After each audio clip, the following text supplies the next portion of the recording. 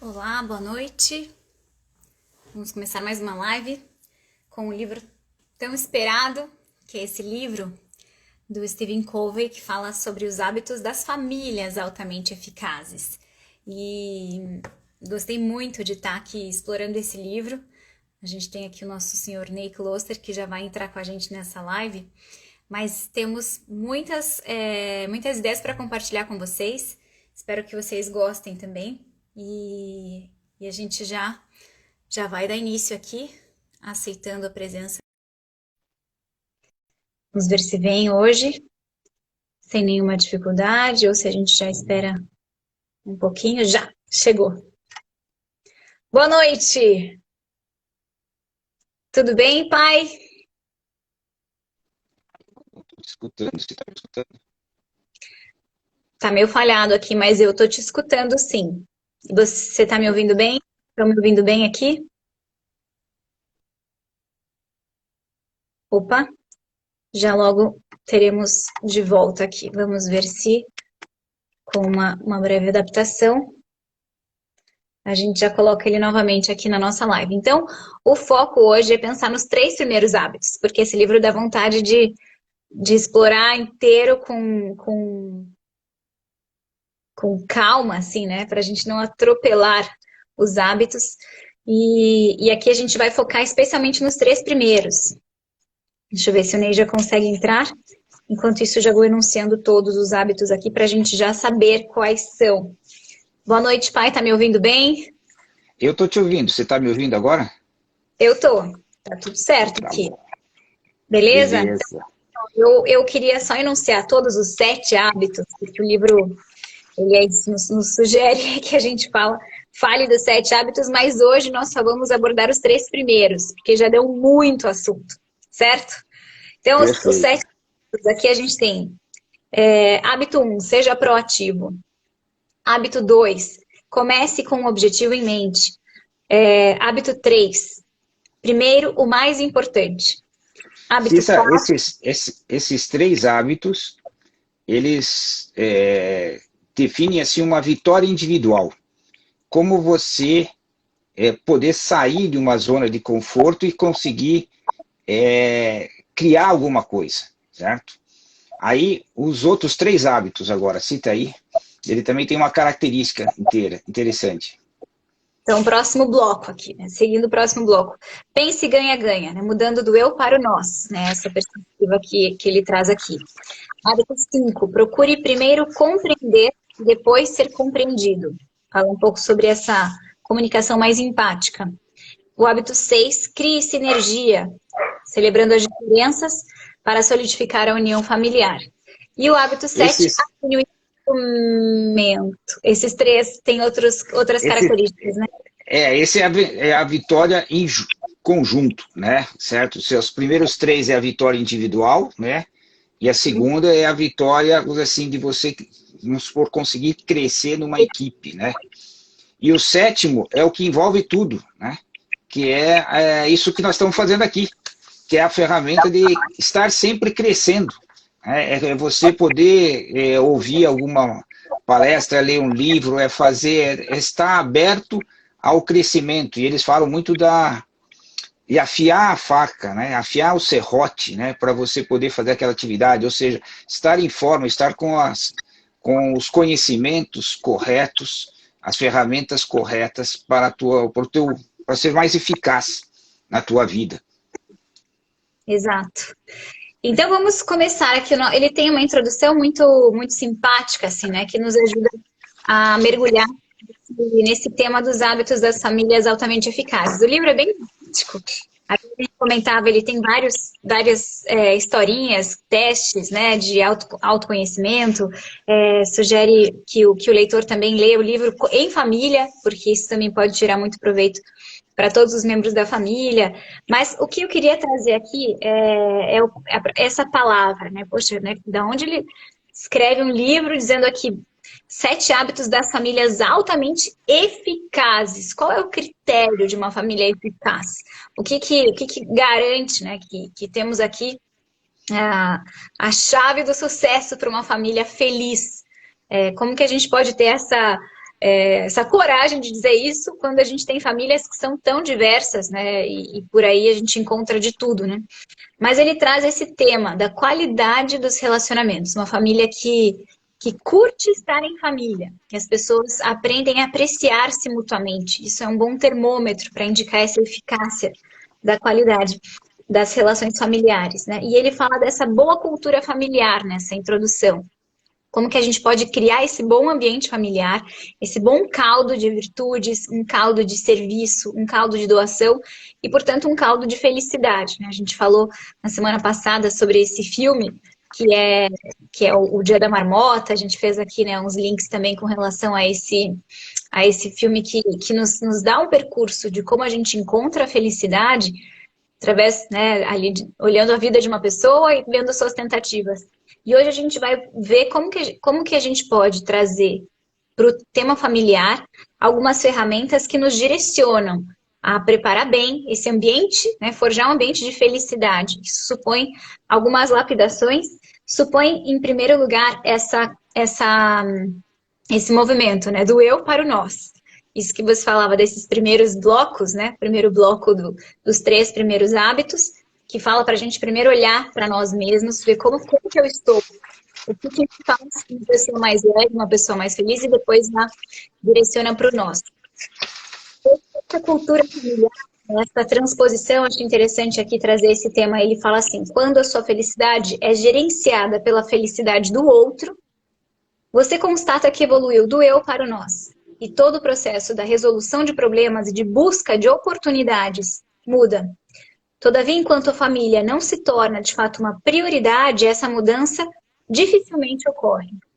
E aqui ele já vai dando algumas pinceladas que vão ser abordadas na sequência aqui das nossas prioridades, né? Da hierarquia que a gente tem enquanto família, né? Enquanto pessoa, quais são as minhas prioridades.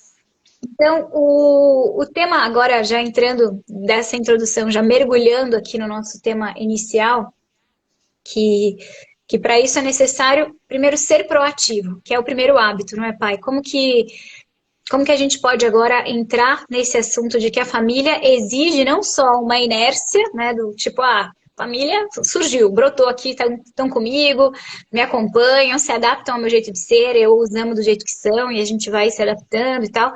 Mas como fazer para que a gente, de fato, seja proativo, assim, tenha, assim, essa disposição de entendermos como, em primeiro lugar, protagonistas desse núcleo social que é a família. É interessante, esse livro eu comecei a ler não os hábitos das famílias, mas eu comecei a dos gerentes altamente eficazes, né? E o gerente, o que ele faz? Ele gerencia pessoas. E na família, a gente gerencia pessoas. Eu já antigamente, vamos dizer assim, muitas coisas que a gente está lendo aqui, eu já tinha repassado para a minha família, né? Porque eu achei que se isso aqui era válido para a família, ou para a empresa, e dava certo para gerenciar pessoas e cuidar pessoas e diminuir conflitos, né? Ele, assim, funciona para as famílias. E mais um parentezinho, né, que é interessante que as pessoas sempre têm um conflito, né, quer dizer, assim, entre a vida profissional e a vida familiar.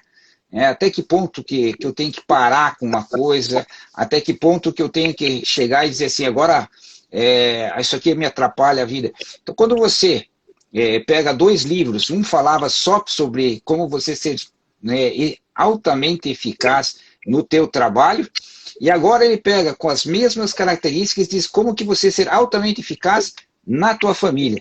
E é interessante que ele fala muito, ele acaba com esse conflito, ele diz em vários momentos de que quem é a principal, né, o principal negócio da tua vida, né, é a família.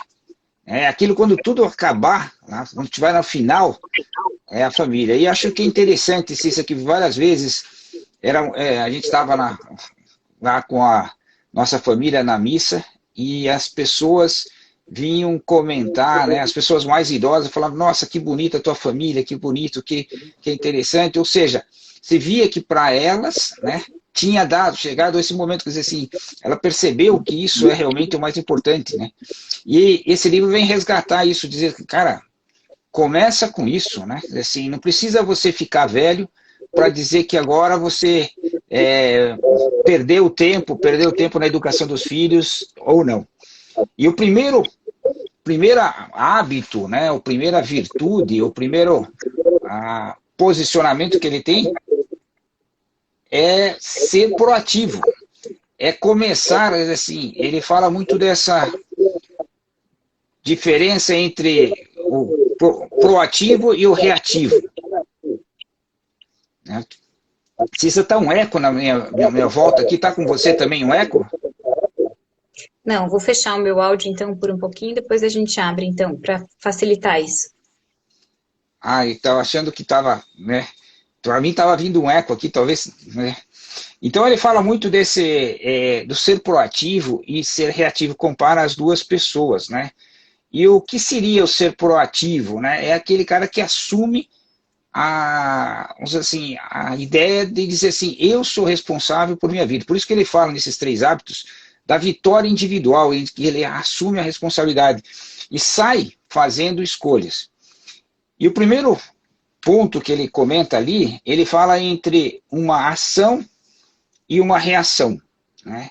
Qual é assim, e no meio disso aqui tem a coisa mais importante do ser humano, que é a liberdade.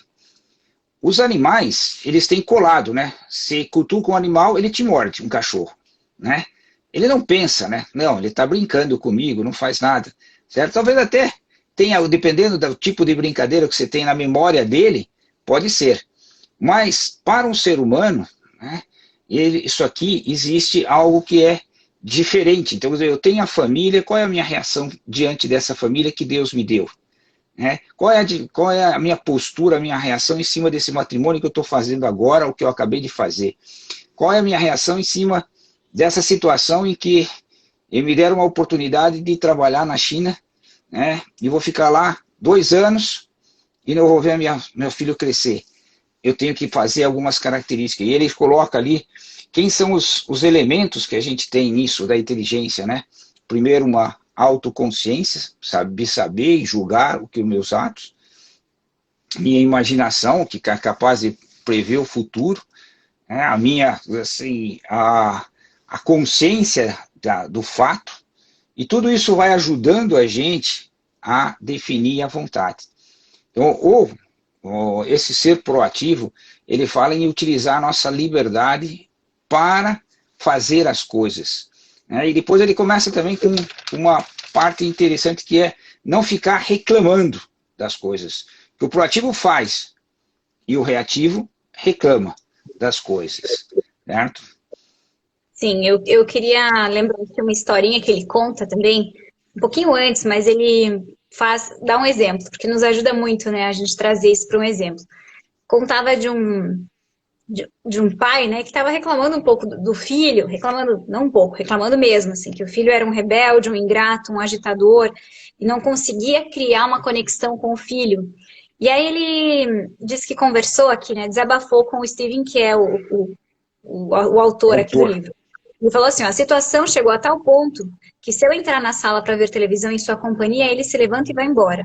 Já tentei de tudo para me comunicar com o garoto, mas simplesmente não dá. Então ele está numa situação mais de reclamação, né? Assim como a gente falou, olha, então reclamou, e aí o Stephen falou, ó, venha assistir um pouco mais essa aula, pensa aqui um pouco mais sobre esse assunto do ouvir empático, etc., e aí foi interessante porque ele tentou uma vez. Um dia ele chegou lá no quarto e falou, olha, quero conversar com você. Mas o menino não deu muita brecha, assim, né? E saiu de perto, e aí depois ele falou, olha, não deu certo. Chegou assim pro Stephen, olha, isso não funciona, eu me esforcei, e olha só como é que ele me tratou. Ele simplesmente saiu, disse que não queria falar comigo e tal. Tenho vontade de dizer pra ele, cara, você não percebe tudo que eu fiz por você? Você não percebe o que eu tô tentando fazer agora? E aí ele falou, olha, acho que não tem nenhuma esperança, eu não consigo criar uma conexão mais forte com meu filho. E aí depois o próprio Stephen vai fazendo perceber, olha, seu filho está testando a sua sinceridade, ele tá precisando que você... precisa se adaptar mais ao outro, né? E aí depois, no começo ele estava muito resistente, esse pai, né? Como assim eu tenho que me adaptar a ele? Ele tem que entender qual é a minha forma de ser, de educar. Ele tem que me respeitar porque eu sou o pai, porque eu não sei o que e tal. Então, é aqui que entra esse momento também do ser proativo, né? O Steven fala com ele, olha, você tá pesado, né? Você tá com essa, frustrado, tá julgando já o seu filho antes de se relacionar com ele. Se a gente conseguisse pensar em algumas estratégias, né? Você se abriria, acha mesmo possível conversar com o menino, ou mesmo olhá-lo, sem julgá-lo negativamente? Seria, então é preciso trabalhar muito a sua mente e o seu coração. Você terá que aprender a amá-lo incondicionalmente do modo como ele é, em vez de condicionar o seu amor ao comportamento apresentado. Durante o processo, aprenderá também a escutar dentro do padrão de referência dele. Se necessário, desculpe-se pelos seus julgamentos e erros passados, ou faça tudo o que lhe parecer necessário. E mostra que como que foi esse desenvolvimento, esse resgate, né, de uma relação pai e filho. Teve um dia que ele tentou de novo, outro dia que o filho estava saindo, ele falou, filho, desculpa a forma como eu falei com você agora há pouco, na frente do teu amigo e tal. E daí nessa hora o filho virou e estava com os olhos cheios de lágrimas e falou, pai, você sempre me humilha na frente dos meus amigos. E começou a abrir um pouco mais esse canal, né? E o fato de sentar e ouvir, né, aqui fala que foi impressionante, assim, né? Ele até falou, olha, nesse momento em que o filho estava com os olhos cheios de lágrimas, né? Estava indo embora e o pai falou, olha, só mais uma coisa, você pode sair se quiser, mas eu gostaria de pedir-lhe desculpa por ter te embaraçado e tal na frente dos seus amigos. E esse pedido de desculpa o quanto une, né? Depois conta aqui que o desenrolar da história foi super bom, né? Eles conversaram naquele dia mesmo por mais tempo, mas como foi necessário que o pai mesmo treinasse tirar aquele filtro de pensar, bom, meu filho está se comportando mal, né? Eu não estou conseguindo chegar, ele me irrita essa forma de agir, né? E ao mesmo tempo tentar contemplá-lo, né? Esse tentar tirar essa negatividade que havia, foi um treino que no fundo o pai precisou primeiro mudar a si mesmo para depois mudar o filho, para depois melhorar a situação. Muitas vezes a gente quer primeiro mudar o filho para melhorar a situação e depois a gente já vê o que cabe a nós, né? Assim, e esse livro nos remete à importância de, em primeiro lugar, o pai assumir esse papel de que eu preciso mudar, eu preciso me posicionar melhor, eu preciso me comunicar melhor, eu preciso compreendê-lo mais, preciso entender como que ele funciona, preciso saber criar esses canais, né, de expectativas versus realidade ali, alinhar tudo isso. Então, esse ser proativo supõe assumir a responsabilidade de que a gente precisa de qualidades humanas para educar, né? Educar não é uma tarefa fácil, a gente precisa dominar essa relação estímulo-resposta, né? O que eu senti, daquilo que eu pensei, daquilo que eu falei, filtrar um pouco mais para que a gente possa ajudar, né, o filho de verdade, não só reagir diante das circunstâncias, né? Tem muito um pouco. Não, um pouquinho. Ó, essa ideia que ele também fala bem no comecinho, de que a família é como uma viagem, né, de um avião, né? Você tem que fazer um plano de voo, né? Você tem que projetar a tua família, você tem que saber onde você quer chegar com a tua família. Porque não adianta... a gente vê às vezes as pessoas, né, assim, eu quero ter um filho, né? Mas o filho vem para atender um desejo da pessoa. Assim, o filho não veio para atender o meu desejo, porque daí, assim, ele veio e acabou, né? Eu já tenho um filho agora, vou tratar ele, mimar ele aqui. Não. Na realidade, ele veio para... Foi um presente que foi nos dado, para a gente tirar dele, poder fazer com que ele tenha uma vida e fazer ele viver uma vida que vale a pena ser vivida. Que ele chegue no final da vida e diga, deixei um legado, né? Deixei uma história, deixei um sinal no mundo aqui, né? Então, as famílias também têm que ser assim. Elas têm que deixar, né? Então, se a gente não é proativo, né, nisso, a gente não pensa em qual é o objetivo da minha família, né?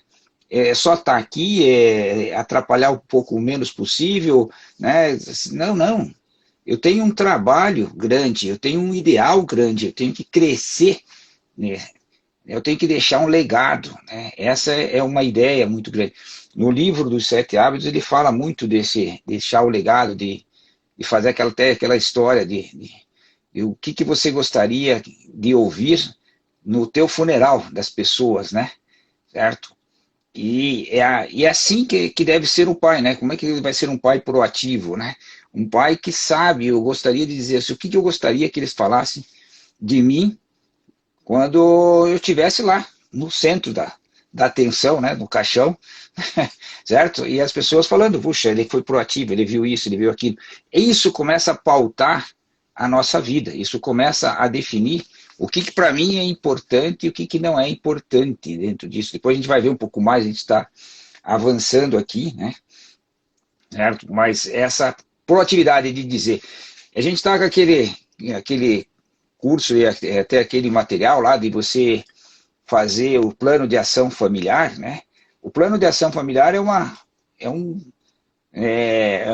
curso que a gente vai estar lançando aí sobre pais proativos, né? Que usa esse material de a gente fazer, que é justamente dizer, ter pais que dizem assim, eu vou criar as virtudes dos meus filhos. Então, o pai proativo é aquele que diz assim, em vez de eu esperar o vício entrar, qual é a virtude que eu vou colocar? Como é que eu vou ensinar? Porque um pai proativo é um pai que ensina as pessoas, os filhos, a fazerem boas escolhas.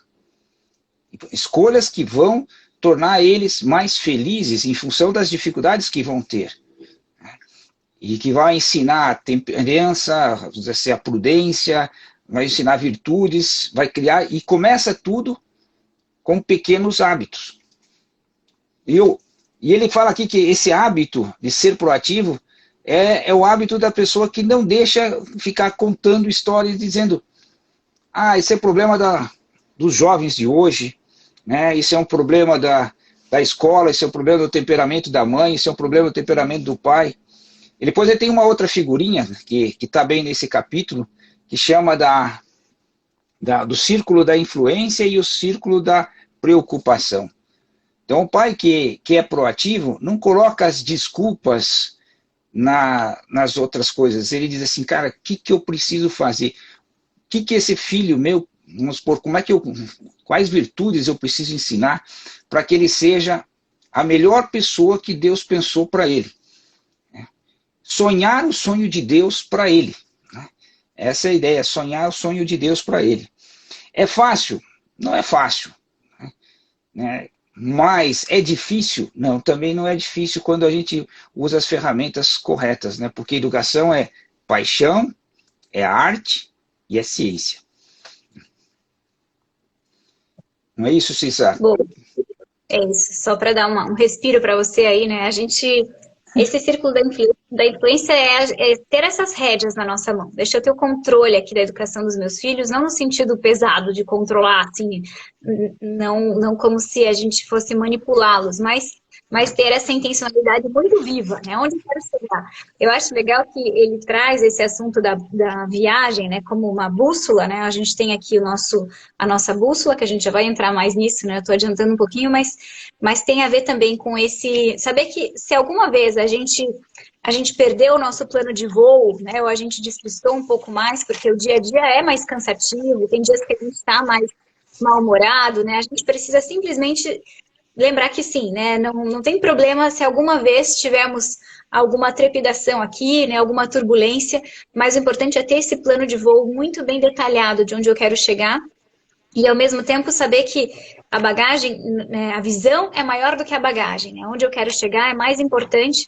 do que as coisas que estão acontecendo ali à nossa volta, né? Mas focar onde eu quero chegar e determinar como que eu posso fazer para ir cada vez mais longe.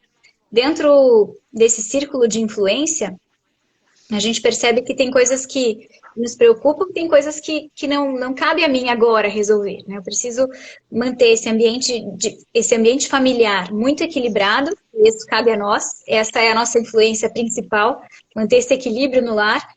E também, para isso, é necessário lembrar daquela ideia que eu gosto muito, que eu queria que o senhor falasse agora, dessa conta bancária emocional, entre aspas, né? Tem momentos que a gente quer cobrar dos filhos muito, né? E a gente exige a forma de falar, né? Acorda, se está atrasado, fulano, você já vai esquecer o livro outra vez, tá?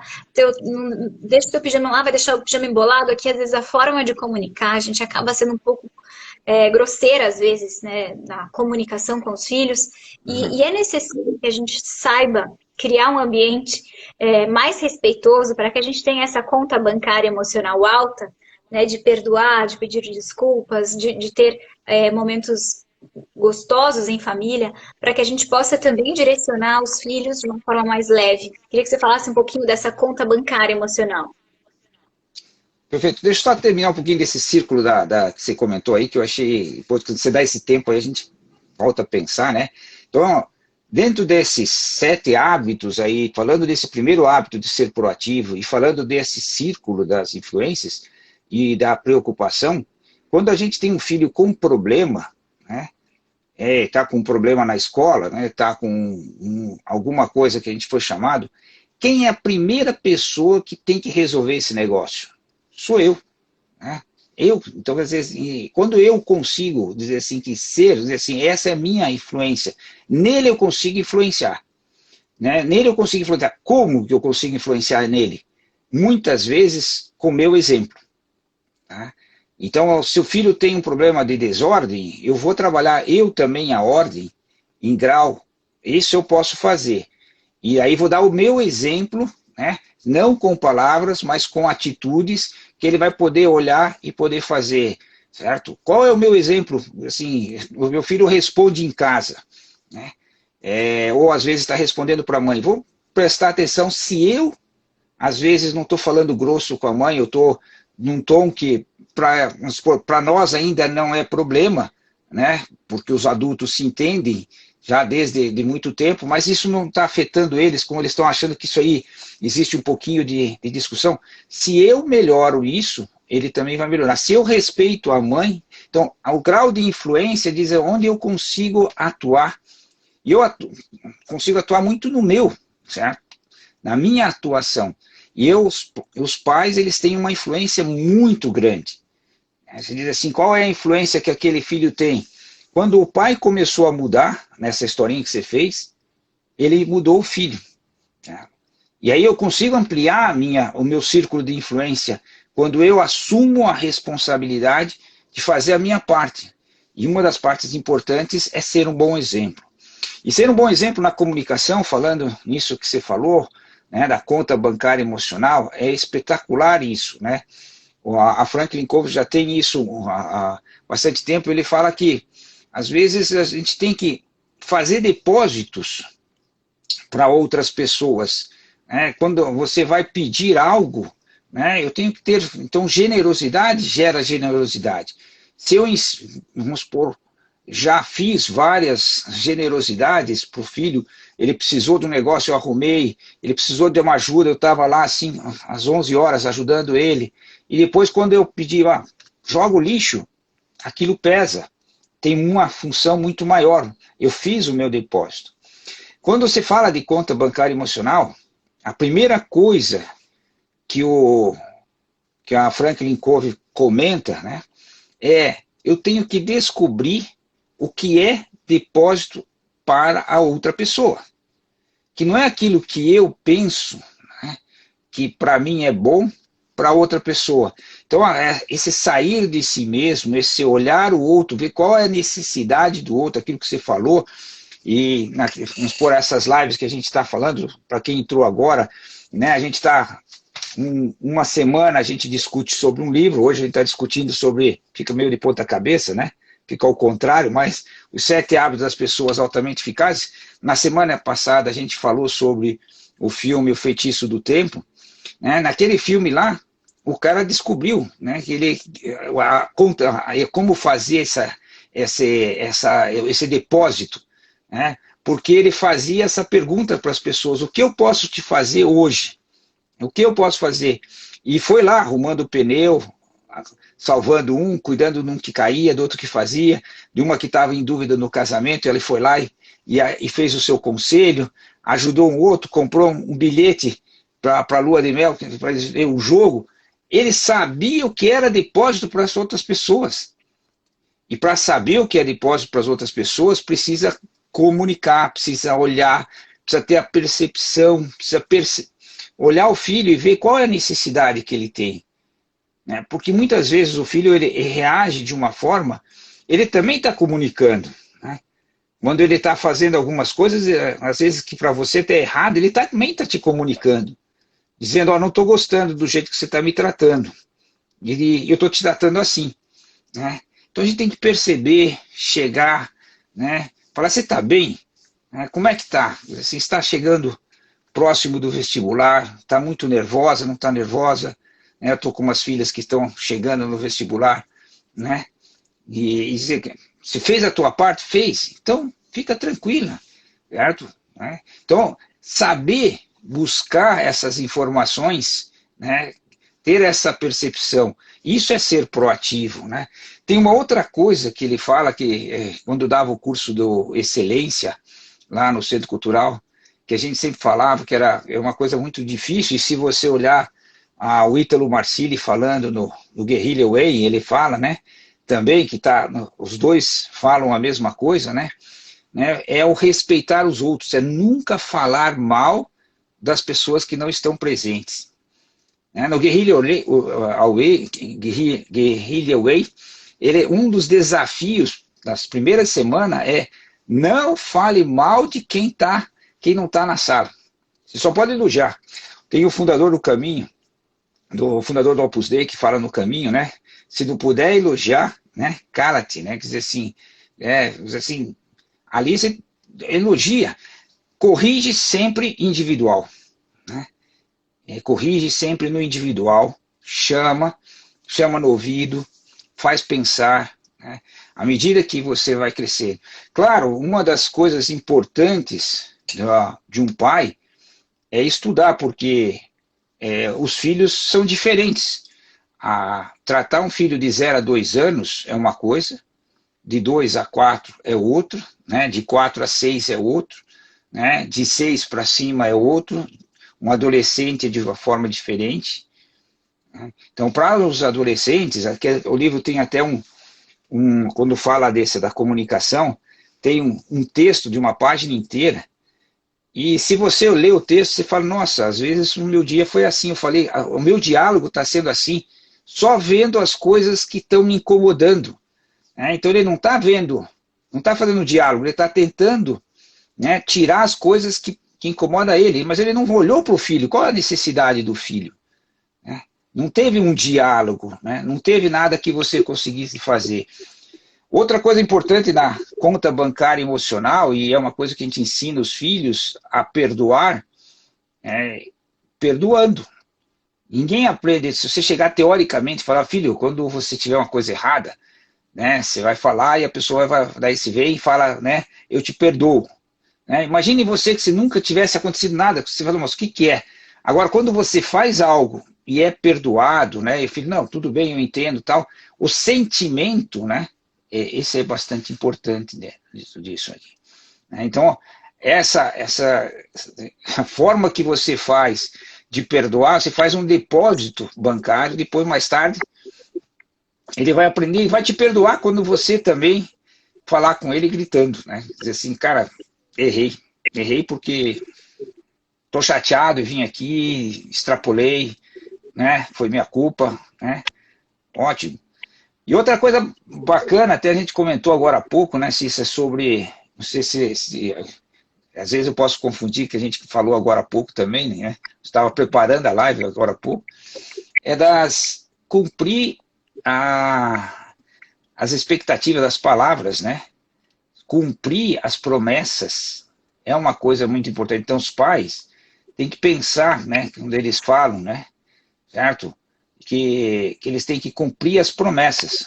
Então, não dá para você nunca falar, você nunca mais vai sair de casa agora. Claro, nunca mais, não vai acontecer isso, né? Então, nem ele acredita.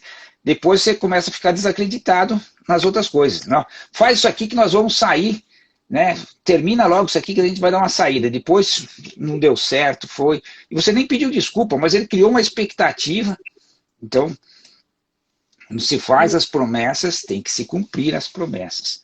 Essas são partes. Então, o livro é bastante. Este livro é bastante. Tem uma ajuda muito grande, né? E ele fala muito disso, de você trabalhar com um espírito de equipe. de pensar no nós, de fazer as coisas todas juntos, né? Isso, eu queria só já intitular a segunda parte, né, que a gente falou aqui da conta bancária emocional, falou desse ser proativo que supõe um olhar, saber estudar os filhos, saber estudar as circunstâncias e estudar a si mesmo, né, essa autoconsciência de que, puxa, eu tô pisando na bola aqui, eu tô prometendo, não tô cumprindo, eu tô deixando aqui as minhas filhas frustradas, né, aqui até... Não é fácil. Esse salmo tão bonito, né? Escreveram no chat, né? O Reinaldo colocou, como flechas nas mãos do guerreiro, né? São filhos nascidos na juventude. Saber que a gente precisa ter... Ô, Reinaldo Carracura é um grande amigo lá, assim, que legal que ele está aí. Esse cara vale ouro, faz muito tempo, a gente estudou junto, desde acho que do 5º ano primário até o final da engenharia. E foi para lá, para São Paulo. Que legal saber que você está aí, cara. Muito bacana mesmo. Certo? Então ele fez aí um comentário super oportuno com relação a isso. A gente tem que estar disposto, né? Essas flechadas e se colocar ali na frente, né? O protagonista é aquele que está na frente de batalha, né? E sabe onde que eu preciso segurar, onde que eu preciso fazer, e também o momento que eu preciso esperar, né? Aqui em algum momento desse livro também ele fala, olha, a gente tem que ter essa cultura de bambu chinês também, né? Que demora 5 anos crescendo raiz. Às vezes a gente fala e acha que não está surtindo efeito, pedir para que ele parasse de fazer as 5 irmãs, não sei quem não está melhorando, pedir que parasse de, sei lá, eu lembro que tinha um irmão meu, que nem vou citar aqui, mas ele comia muito mal, assim, brincava um pouco com a comida e tal, e eu ficava super incomodada, pensava, meu Deus, esse menino, né, tá comendo aqui igual um maluco, né, e agora tá lá casado, né, com uma esposa, com a minha digníssima cunhada, e sim, né, tem toda a etiqueta mesmo, ele sabe, porque de tanto a gente falar, né, no começo ali, adolescente, fazia um pouco para pegar no pé, né, mas é importante que a gente saiba que tá crescendo para dentro, tudo que a gente fala fica bordado lá dentro. E também a forma de comunicar, né? Você citou ali que no texto fala comunicação com o adolescente, olha como a gente às vezes... muitas vezes a gente pode falar e não percebe, né? Mas está aqui. Levante-se ou chegar atrasado de novo. Tem que tomar o café da manhã. Você parece, né, que saiu de um filme punk. Pega uma roupa decente. Não esqueça de colocar a lata do lixo para fora. Vista o casaco. Não vê que tá frio? E aqui vai uma série de frases assim. Quantas vezes terei que dizer que o jantar já está na mesa? Já precisa mesmo vir com esses fones de ouvido, não está percebendo que está não sei o quê. Então, a gente às vezes vai jogando assim, frases imperativas, às vezes um pouco grosseiras, né? E falta esse diálogo mais respeitoso, assim, né? Então, em primeiro lugar, né, do ser proativo supõe essa análise pessoal de como a gente comunica, como a gente perdoa, como a gente observa, como a gente estuda a situação e como que a gente vai planejar para ser mesmo protagonista da própria família. O segundo tópico é... Só o detalhe desse que você falou, se isso aqui é importante, a gente sempre citar, às vezes vê os pais falando muito isso, né? Eu já falei para você 10 vezes, 30 vezes e tal, eu preciso fazer. Se a gente se acostuma, nós estamos falando de hábitos, a falar 10 vezes, eles vão esperar a 10ª vez. Se você falou 30 vezes, e só depois da 30 vezes que você mudou, então ele sabe que ele tem que esperar você falar 30 vezes. Agora, se você acostumar ele, depois da primeira vez, a segunda vez você não fala com ele. Você vai até ele, põe a mão nele, você fez uma coisa diferente, ele acabou, ele sabe, ele ouviu o que ele tinha que fazer, que era levantar e tomar banho. Aí ele já olha para você e você fala, vamos? Então você acostumou ele a falar uma vez. Você não acostumou ele a falar 10 vezes. Né? Se ele não for, você dá uma ajudinha, né, para levantar. Vamos lá, já que está na hora. Né? Isso funciona com as crianças pequenas, né, principalmente com os pequenos. Funciona com os médios, mas se você treinar as crianças pequenas a fazer assim, as grandes, elas vão estar fazendo assim. Então, assim, recomendo, não fale 10 vezes. Você falou, vai até ele, tira ele da situação, ele está no jogo, ele tá ainda assim, principalmente as crianças, elas estão ainda no mundo delas, precisa que alguma coisa toque elas para elas sair daquele mundo dela, da brincadeira, das coisas, né? Porque para elas, né, pega uma criança de 0 a 3 anos, aí, 4 anos, o tempo ainda está começando a fazer sentido para ela, né? Então eu tenho que fazer de uma forma. E eles não vão obedecer, porque eles estão absortos, mas não é que eles não escutam, não é que eles são maus, não é que eles são nada, assim, é que eles estão no mundo deles e a gente precisa resgatá-los, né, com um sorriso, né, um ambiente feliz, né. Mas vamos para o segundo, né, que é ter um objetivo em mente da família, né. Qual que é o objetivo em mente da família? Por que a gente educa, né? Esses tempos atrás a gente estava nós temos um curso aí, Fazer Família, e a gente estava fazendo uma assessoria às famílias, e a pergunta que eu fazia no começo dela, eu falava assim, por que vocês casaram? E falava para uns casal. E aí se via que eles começaram a se olhar assim, certo? Vocês casaram um para fazer o outro feliz. Só tem essa razão. Você casou para fazer ela feliz e ela casou com você para fazer feliz. E vocês educam os filhos a serem pessoas felizes. Então, esse é um grande objetivo, né?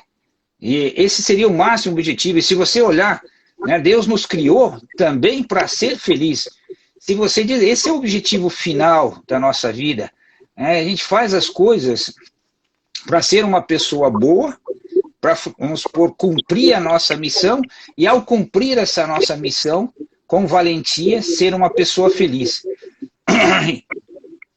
E a Franklin Covey, nesse capítulo, ela comenta muito e isso ela faz muito para as empresas, de escrever qual é a missão da família, qual é o nosso legado que a gente vai deixar aqui, né? Aonde que a gente quer chegar com a nossa família, com a nossa educação. Porque quando você tem um objetivo grande, né, de chegar no topo da montanha, você faz um esforço para chegar lá, né?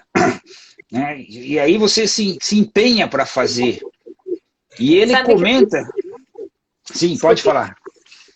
Quando você falou disso, eu lembrei de um casal que outro dia eu estava... Casal não, uma mulher estava dando uma palestra que ela tinha já um colega que ela conhecia muito. Admirava, mas não sabia muito porquê, e uma hora ela sentou e falou, olha, mas qual que é o teu objetivo? O que você mais quer na vida? Ele falou, o céu. Daí disse que nessa hora ela olhou pra ele e falou, quer namorar comigo? E aí, eu quero, então. E ela era uma menina super bonita, uma família... Mas é bonito trazer essa pergunta, né? O que você mais quer da tua vida? E quando a gente traz isso para a família e fala, olha, o que a gente mais quer é pro céu. Então, por isso que tal e tal coisa é prioridade, por isso que aquele outro não é tanta prioridade assim. E a gente pode trazer algumas perguntas para a gente escrever, olha, o que a gente mais quer? Ser feliz, como? Né? A gente falou aqui da felicidade, né? E na live passada a gente falava como que essa felicidade se estrutura. No serviço, no amor desinteressado, dar ao outro o que o outro precisa. E a gente aprende isso, especialmente no âmbito familiar, né? Mas eu te interrompi, desculpe, só porque me lembrei dessa história do que mais quer o céu? Então, namora comigo que eu quero ir junto com você. Então, esse trabalho que a gente está, de você definir onde você quer chegar, ele é muito importante. E nas empresas, a missão, ela tem que estar escrita. Por quê? Porque quando houver um conflito, quando houver uma disputa, quando houver alguma coisa, a gente vai naquele quadro e dizer, aqui tem umas missões, só para a gente poder exemplificar aqui, estou buscando aqui no livro, ele fala um pouco dessa missão, né? É uma missão, tem uma missão quando é só um casal, depois quando tem mais filhos, ele diz assim, tem uma bem pequena que fala, missão da nossa família, amar um ao outro, ajudar um ao outro, acreditar um no outro, empregar com sabedoria nosso tempo, talentos e recursos para beneficiar outros, amar a Deus juntos para sempre. Ou seja, quando der uma briga entre as crianças e você está com isso escrito na parede, se chama, pessoal, nós estamos atendendo essa missão, Nós estamos indo desse lado, isso aqui faz parte da nossa missão, da nossa vida, da nossa cultura como, né? Porque a missão não é nada mais do que você pegar a cultura, aquilo que está na história, né? Aquilo que está na tradição da nossa família e colocar um pouquinho por escrito. Às vezes isso pode ficar em algumas famílias assim, não, mas parece um negócio muito profissional, né? Mas ele resolve os problemas. E quando os filhos, né, eu estava vendo ontem, no Brasil Paralelo, tem um vídeo, uma aula de formação, chamada Crise da Cultura, né, e ele fala, em primeiro lugar, da crise de sentido que essa sociedade chegou com o relativismo, em que ele retirou todas as referências e diz, cara, você está aqui, tiro todas as referências, nada importa, nada tem valor. Aí você fala, mas se nada tem valor, se nada... Para que lado que eu vou? Né? E quando você define uma missão, quando você define, nós trabalhamos para ser felizes, para fazer o outro feliz, você definiu um caminho, as pessoas dizem, cara, como é gostoso sair. Né? O duro é você estar numa floresta, né, de noite, sem saber para onde ir, e a lanterna acabou, né? Quer dizer, o que você faz? Né? Vocês já chegaram a ter essa situação? Ou numa caverna, e daqui a pouco ficou assim, cara, você não sabe para onde ir, você quer uma referência, você vai buscar um pouquinho de água, diz, eu vou seguir esse riozinho, alguma sensação. Né? Então, o relativismo que veio aí, ele é muito daninho, porque ele acabou com as referências que eram, né, referência de tempo, referência de espaço, referência de valores, né, de tudo, e deixou todo mundo, querendo deixar todo mundo às cegas. Então, a ideia de ter um objetivo em mente da família, de ter uma missão da família, e ele fala assim, essa missão ela vai tendo que ser revisada a cada 2 anos, né? Você senta, porque no começo era você e a esposa, depois veio os filhos, depois você faz um linguajar para os filhos pequenos, depois os filhos já estão adolescentes, você reescreve aquilo com o linguajar deles, porque na verdade aquilo não está lá por estar lá naquele quadro, aquilo está lá para ser um guia, né? Ser uma direção na hora das dificuldades, e quando se diz, eu vou fazer algo, né? Eu vou sofrer, tem várias missões, né? Tem uma outra que fala, a missão da nossa família é criar um ambiente onde se cultive a fé, a ordem, a verdade, o amor, a felicidade, a descontração e a dar a cada indivíduo a oportunidade de se tornar responsavelmente independente e eficaz, interdependente, a fim de servir a propósitos de valor na sociedade. Então, quando você chega, os adolescentes têm uma ideia dessa e dizem, isso aqui tem valor, isso aqui que me guia, né? Quando ele fala lá, é a ordem, então a ordem é alguma coisa, você ensina a ordem ensinando a temperança, ensinando ele a colocar as coisas no lugar, a pensar no lugar, a ter a ordem no tempo, a ordem nas coisas, a ordem nas emoções, né? Que está nessa primeira coisa, que é a da reação, eu consigo ordenar os meus sentimentos, dizer, não, cara, isso aqui eu tenho que segurar, não é assim que eu vou responder, dessa forma. Mas esse balizar, você colocar... Então, o que ele também comenta no livro, que eu acho bastante importante, assim, se você escreveu, ela não está, assim, aquela magnífica, mas é a tua, está ótimo, e você vai fazendo. Mas escreva, porque você vai estar definindo para eles onde você quer chegar. E tem um livro que se chama O 8º Hábito, que veio junto com a série dos 7 hábitos das pessoas altamente eficazes, fala da liderança, e ele fala que a confiança é um pilar, né, é um banco de 3 pernas. Um deles é saber para onde a gente vai. Né? Então, quando o líder, né, quando os pais definem para eles como é que vão falar, certo? O que é verdade, o que é valor, o que é princípio aqui dentro das nossas coisas. A segunda coisa é saber o como, então é praticar as virtudes. E a terceira é saber, ele perceber que ele está crescendo como pessoa dentro disso. Mas notem que a primeira confiança é saber o objetivo, onde a gente vai chegar. vezes ajuda, né? Eu acho interessante que a gente faça esse treino sempre, né? Às vezes é na oração. Eu estava outro dia falando com umas meninas mais novas, assim, tá muito chiado, né? Não sei o que está acontecendo com o meu áudio. Tá muito ruim? Tá, Quando né? você fala, tem um pouco de áudio assim. Quando Não é? você fala, quando eu falo com você com o microfone aberto, fica pior ainda. Bom, vou falar aqui pausado, depois deixo você falar mais, né? Mas o fato de escrever quem sou eu, onde eu quero chegar, né? Até aqui tinha algumas perguntas. Que pais queremos ser? Que tipo de pais queremos ser? Não dá para parar diante de Deus e fazer isso, né? A oração com isso, com essas perguntas. Quais são os princípios da minha família? Anotar perguntas. E diante de Deus também, ir colocando para fora, colocando por escrito. Em primeiro lugar, dentro para a gente, né? E depois isso para os outros. E aqui fala quais tradições ou hábitos queremos manter e criar. São perguntas que a gente pode depois, ao longo das semanas, aprofundar, né, e fazer com que aquilo ganhe raiz em nós. Vou deixar aqui, pai. Pode seguir, porque o meu áudio está muito ruim. Bom, o terceiro e último que a gente quer ver hoje, que já são 10h23 aqui, né? Certo? O terceiro hábito é começar com o mais importante, né?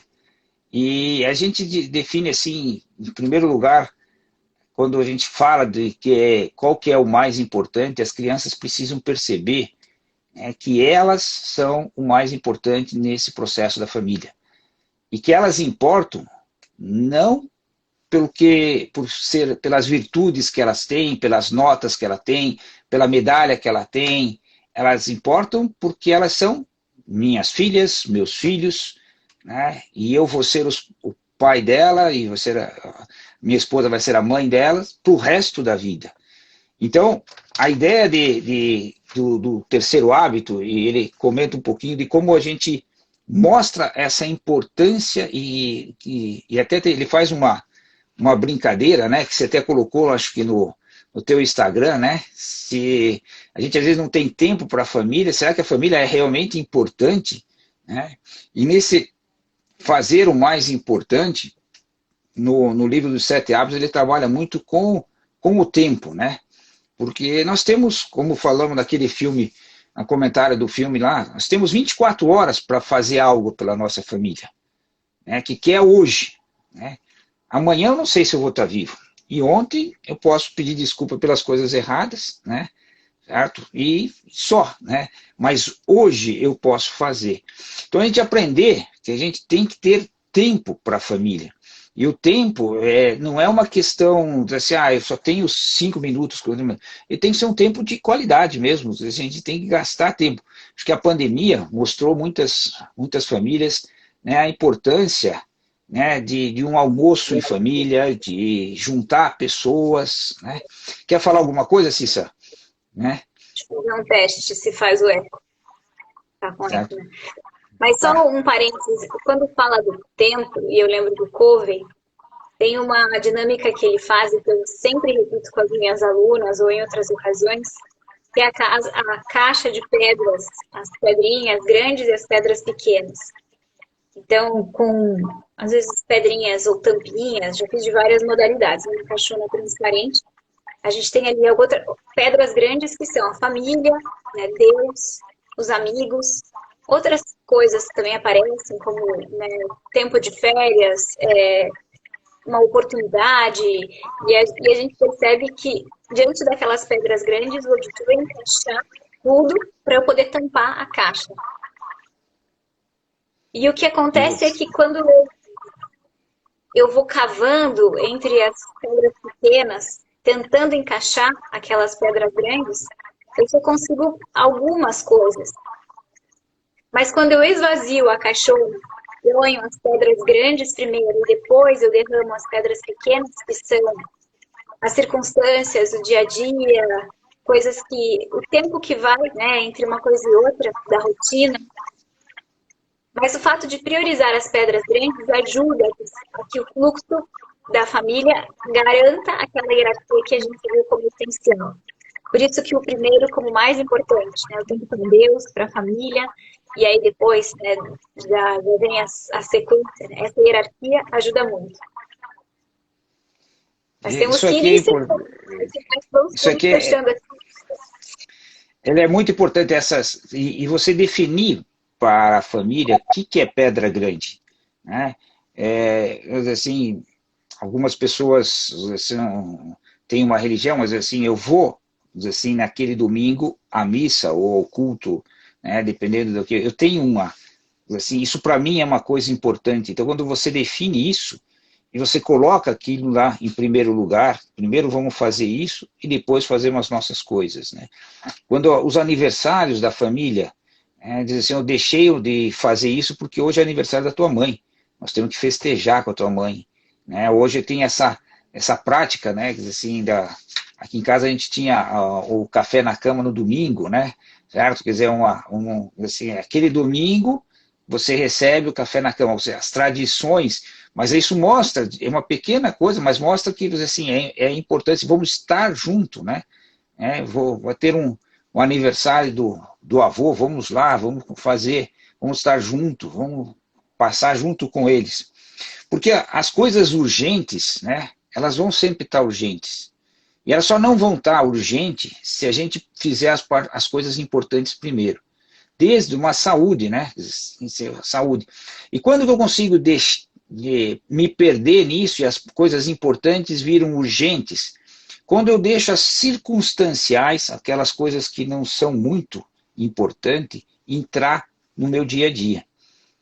Quando você vê essas coisas circunstanciais.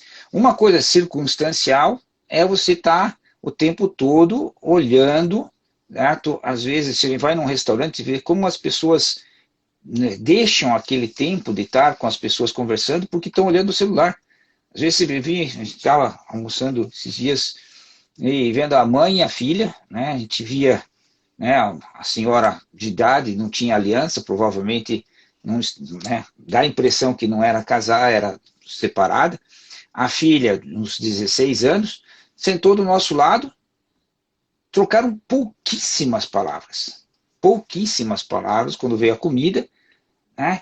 Mas o tempo todo a mãe no celular dela, a filha no celular dela, e provavelmente às vezes ela mora com o pai, vem jantar com a mãe e fica ali o tempo todo. Quer dizer, não tem.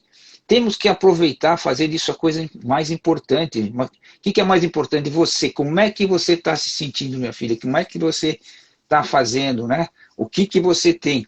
Então, planejar isso e colocar isso aí né? Planejar um final de semana um pouquinho diferente, né? Para tirar um dos conselhos que eu tinha quando começou assim o segundo, terceiro filho, eu fiz um curso de educação e ele falou, olha, reserve um tempo da semana para você tirar a tua esposa e vocês namorarem, né? Sair, tomar um café, fazer Então a gente deixou a terça-noite para fazer isso, né? Quer dizer, o que é isso? Assim, eu reservava a terça-noite, é você dar uma prioridade para isso, dizer que isso é importante, né? Isso para mim é importante. Aquela terça. E às vezes eu tinha prova para corrigir, tinha um monte de trabalho, mas era terça-feira, né? Eu tinha um compromisso maior do que o meu trabalho profissional, que é fazer, né?